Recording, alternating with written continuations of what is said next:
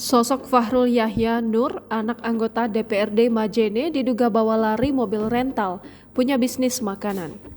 Sosok Fahrul Yahya Nur, anak kandung Haji Yahya Nur, anggota Dewan Perwakilan Rakyat Daerah Majene yang disorot terkait dugaan melarikan mobil rental.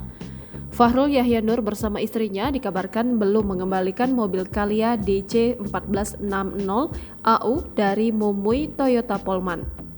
Polemik ini bermula dari pemilik akun Facebook Mumui Toyota Polman yang mengungkapkan keberatan melalui utas di Facebook yang mengingatkan agar anak anggota DPRD Majene tersebut segera mengembalikan mobil yang dipinjam.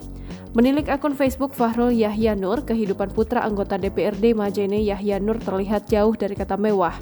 Ia menikah dengan wanita bernama Ayu pada 9 September 2020 dan telah memiliki satu anak laki-laki. Fahrul sempat mengenyam pendidikan di bangku SMA Negeri 1 Majene. Bersama sang istri, Fahrul memilih untuk hidup sederhana.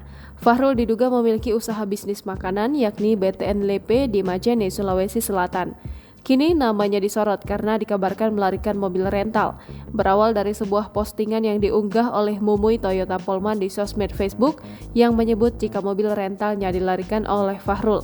Dikonfirmasi secara terpisah, Haji Yahya Nur mengakui bahwa yang menjadi viral di postingan sosial media adalah anaknya. Namun, ia menegaskan bahwa ia sama sekali tidak mengetahui perihal ini dan meminta pihak pemilik mobil rental untuk melaporkan ke pihak berwajib. Karena itu semua di luar sepengetahuan saya, kata Haji Yahya Nur kepada tribunsulbar.com melalui chat WhatsApp pada Minggu 14 Januari 2024 malam. Download Tribun X sekarang, menghadirkan lokal menjadi Indonesia.